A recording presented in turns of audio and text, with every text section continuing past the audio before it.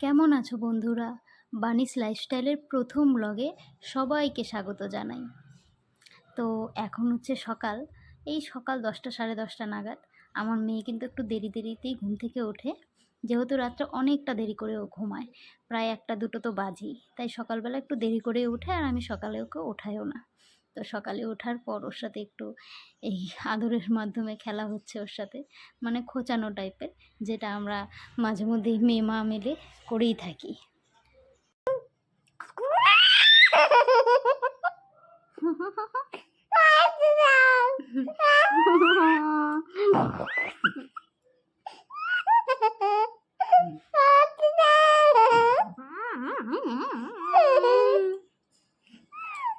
আবু কবো, আবু কবো, কবো।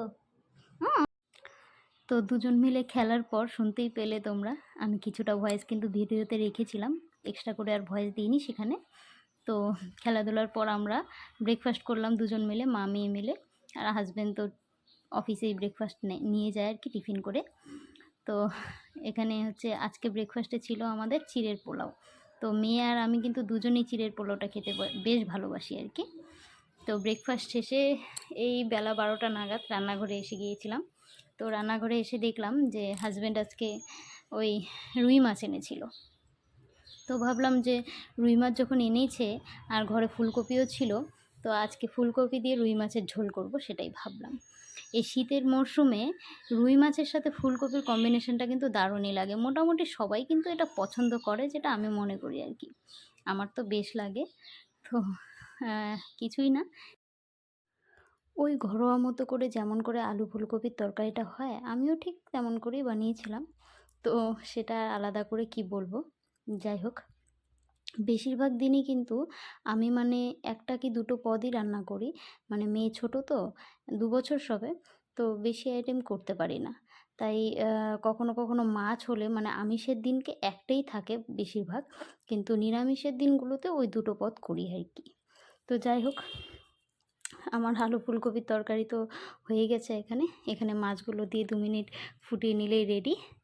তো এরপরে আজকে একটু বাইরে যাওয়ার প্ল্যান, আর বাইরে বলতে একটু মার্কেট যাওয়ার প্ল্যান। তো মেয়েকে সেটাই বলছিলাম সকালবেলা যে আজকে মার্কেটে যাব, কিছু কিছু জিনিস কেনার আছে।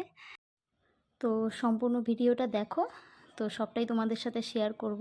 কোন মার্কেটে গেলাম, কি কি কিনলাম, কেন কিনলাম, সবটাই তোমাদের সাথে শেয়ার করব। তো মেয়েকে যেহেতু বলেছিলাম, ও কিন্তু আগেই রেডি, ওর পাপা আসার আগে থেকেই ও রেডি হয়ে বসেছিল, মার্কেট যাবে সেই জন্য। তো হ্যাঁ, আমি হচ্ছে ওর পাপা আসার পরেই আমি রেডি হয়েছি। তো এখানে দেখো, ওর পাপাও চলে এসেছে, এখন আমরা 3জনেই বেরিয়ে পড়েছি। তো আজকে আমরা যাব হচ্ছে আমাদের লোকাল একটা মার্কেটে। লোকাল বলতে আমাদের লোকালে অনেক কটাই মার্কেট আছে, কিন্তু একেবারে যেটা কাছে সেটা হচ্ছে এই বিধান মার্কেট, শিলিগুড়ির। অনেকেই হয়তো তোমরা জানো, তবুও বললাম আর কি। তো মার্কেটে কিন্তু আমি কি কি কিনলাম সেটার সম্পূর্ণ ভিডিওটা করতে পারিনি, ছোট ছোট কিছু ক্লিপ আর কি নিয়েছি, কারণ মেয়ে যেহেতু ছোট, তো ও যার কোলে থাকে সে তো ক্যামেরা ধরতে পারে না, ও মানে বিরক্ত করতে দেয় না। তো হ্যাঁ, কিছু কিছু সময় আমি করেছি, তখন সেই সময়টা ওর পাপার কাছে ছিল। যারা এই লোকাল থেকেই আমার ভিডিওটা দেখবে তারা জানবে এই মার্কেটটার কথা। মানে উইকেন্ডগুলোতে এই মার্কেটটা খুবই ভিড় থাকে, কিন্তু আজ যেহেতু কোনো উইকেন্ড নেই, কিন্তু তাও মার্কেটটা বেশ জমজমাট, মানে সব সময় এই জায়গাটা খুব ভিড়ভাট্টা থাকে। তো বেশ ভালোই লাগে। আর আমরা বেশিরভাগ সময়টাই কিন্তু এই মার্কেটটার থেকেই কেনাকাটা করি। আর কিছু কিছু জিনিস অন্য অন্য জায়গার থেকেও কিনি, সেগুলো আবার অন্য সময় হয়তো শেয়ার করব যখন কিনবো। তো আজকে এটাই করছি। আর এই বিধান মার্কেটটার ভেতরেই কিন্তু 3-3টে, মানে বিধান মার্কেটটা নিয়ে 3-3টে মার্কেট। তো সেগুলো হয়তো যেহেতু প্রথম ব্লগ আমার, সেগুলো হয়তো আস্তে ধীরে সব কিছুই মানে শেয়ার করব।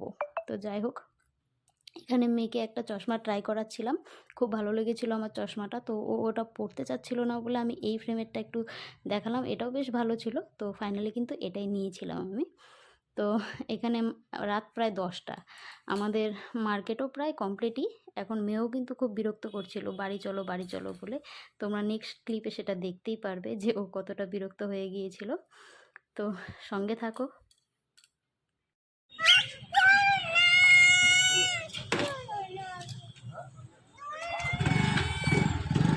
চলো চলো।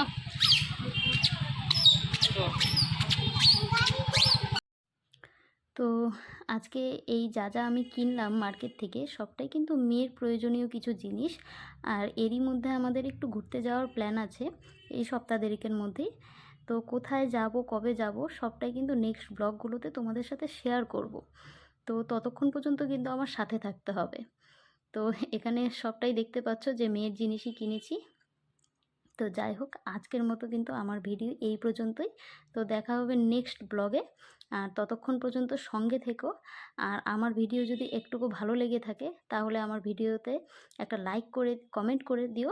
আর আমার চ্যানেলটিকে সাবস্ক্রাইব করে আমার সাথে থেকো। দেখা হবে। ধন্যবাদ সবাইকে।